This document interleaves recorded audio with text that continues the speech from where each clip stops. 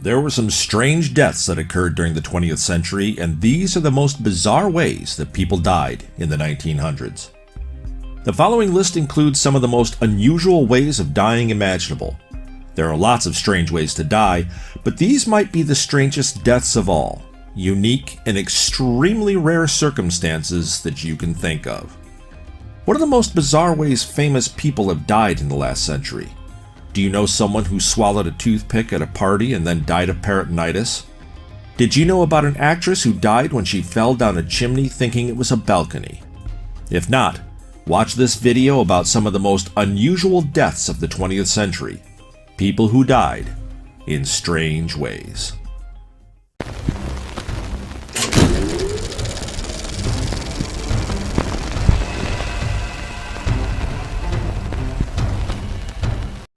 Alexander Bogdanov. In 1924, Bogdanov started his blood transfusion experiments, apparently hoping to achieve eternal youth, or at least partial rejuvenation. Lenin's sister, Maria Ulyanova, was among many who volunteered to take part in Bogdanov's experiments. After undergoing 11 blood transfusions, he remarked with satisfaction on the improvement of his eyesight, suspension of balding, and other positive symptoms. His fellow revolutionary, Leonid Krassin, wrote to his wife that Bogdanov seemed to have become 10 years younger after the operation.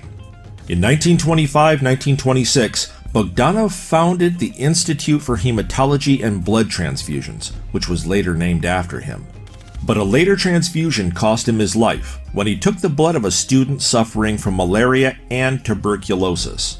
Bogdanov died, but the student injected with his blood made a complete recovery. Boris Sagal. Boris Sagal was a television director, television producer, screenwriter, and a film director. Sagal was killed in an accident during production of the miniseries World War III when he was partially decapitated after walking into the tail rotor blades of a helicopter in the parking lot of the Timberline Lodge in Oregon. An investigation revealed that he turned the wrong way when exiting the helicopter. He died 5 hours later in a Portland hospital. Brandon Lee. Brandon, the son of Bruce Lee, was shot and killed by Michael Massey using a prop gun while filming the movie The Crow. A cartridge with only a primer and a bullet was fired in the pistol before the fatal scene. This caused a squib load, in which the primer provided enough force to push the bullet out of the cartridge and into the barrel of the revolver, where it became stuck. The malfunction went unnoticed by the crew, and the same gun was used again later to shoot the death scene. His death was not instantly recognized by the crew or other actors. They believed he was still acting. Dan Andersson. Dan Andersson died in room 11 at the Hotel Hellman in Stockholm on 16 September 1920, where he had gone to look for a job at the newspaper Social Demokraten. The hotel staff had used hydrogen cyanide against bed bugs and hadn't cleared the room as prescribed. At 3 p.m., Andersson was found dead.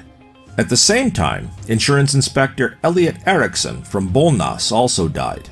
The hotel was located at Bryggargatan 5 in Stockholm, but was demolished in the 1960s. David Grundman. Cactus plugging is the practice of vandalizing or destroying a cactus, usually a saguaro, for fun. The Extension Office of the University of Arkansas says that the activity usually involves an inebriated person shooting at a cactus until it falls over. In 1982, David Grundman was killed while cactus plugging. After shooting at a saguaro cactus, he poked at it to try and make it fall over and caused an arm of the cactus weighing 500 pounds or 230 kilograms to fall on him. The trunk of the cactus then also fell on him. The act of cactus plugging, if performed on a saguaro, is illegal in Arizona. Edward Ushniewicz. A 76-year-old man was killed when the ambulance stretcher he was strapped to rolled down a grade and overturned. The ambulance attendants, while speaking to a doctor's staff, had left the stretcher unattended. Ushniewicz suffered a head injury and died a short time later. Eileen Lonergan. Eileen Lonergan died with her husband, Tom Lonergan, while scuba diving with a group of divers off Australia's Great Barrier Reef. The group's boat accidentally abandoned them owing to an incorrect head count taken by the dive boat crew. Their bodies were never recovered. The incident inspired the film Open Water and an episode of 2020. Gloria Ramirez. Gloria Ramirez was an American woman dubbed the Toxic Lady by the media when several hospital workers became ill after exposure to her body and blood. She had been admitted to the emergency department while suffering from late-stage cervical cancer. While treating Ramirez, several hospital workers fainted and others experienced symptoms such as shortness of breath and muscle spasms. 5 workers required hospitalization, one of whom remained in an intensive care unit for 2 weeks. She was from Riverside, California. Shortly after arriving at the hospital, Ramirez died from complications related to cancer. The incident was initially considered to be a case of mass hysteria. An investigation by Lawrence Livermore National Laboratory proposed that Ramirez had been self-administering dimethyl sulfoxide as a treatment for pain, which converted into dimethyl sulfate, an extremely poisonous and highly carcinogenic alkylating agent, via a series of chemical reactions in the emergency department. Although this theory has been endorsed by the Riverside Coroner's Office and published in the Journal of Forensic Science International, it is still a matter of debate in the scientific community. The Season 5 opener of Law & Order was partially based on her case. Harry Houdini. The famous American escape artist was punched in the stomach by an amateur boxer who had heard that Houdini could withstand any blow to his body above his waist, excluding his head.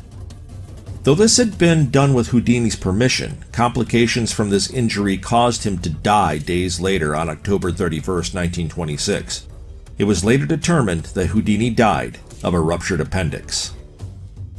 Angela Isadora Duncan. Angela Isadora Duncan was an American and French dancer who performed to acclaim throughout Europe. Born in California, she lived in Western Europe and the Soviet Union from the age of 22 until her death at the age of 49, when her scarf became entangled in the wheels and axle of the car in which she was riding, and she was strangled to death. Kenji Urada. Kenji Urada was a Japanese factory worker who was killed by a robot.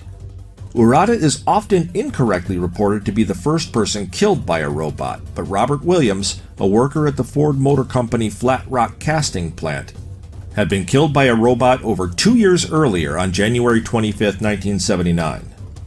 Urada was a maintenance worker at the Kawasaki Heavy Industries plant at Akashi. He died while checking a malfunctioning robot. After jumping over a safety barrier, which was designed to shut down power to the machine when open, he apparently started the robot inadvertently. The robot pinned him against an adjacent machine, and the other workers in the factory were unable to stop the machine, as they were unfamiliar with its operation. Martha Mansfield. On November 29, 1923, while working on location in San Antonio, Texas, on the film The Warrens of Virginia, Mansfield was severely burned when a tossed match ignited her Civil War costume of hoop skirts and flimsy ruffles. Mansfield was playing the role of Agatha Warren and had just finished her scene and retired to a car when her clothing burst into flames.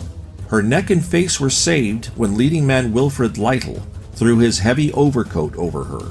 The chauffeur of Mansfield's car was burned badly on his hands while trying to remove the burning clothing from the actress. The fire was put out, but she sustained substantial burns to her body. Owen Hart. A Canadian-born professional wrestler died during a pay-per-view event when performing a stunt. It was planned to have Owen come down from the rafters of the Kemper Arena on a safety harness tied to a rope to make his ring entrance. The safety latch was released and Owen dropped 78 feet or 24 meters, bouncing chest first off the top rope, resulting in a severed aorta, which caused his lungs to fill with blood. Sherwood Anderson. Sherwood Anderson was an American novelist and short story writer known for subjective and self-revealing books. Anderson died on March 8, 1941 at the age of 64, taken ill during a cruise to South America.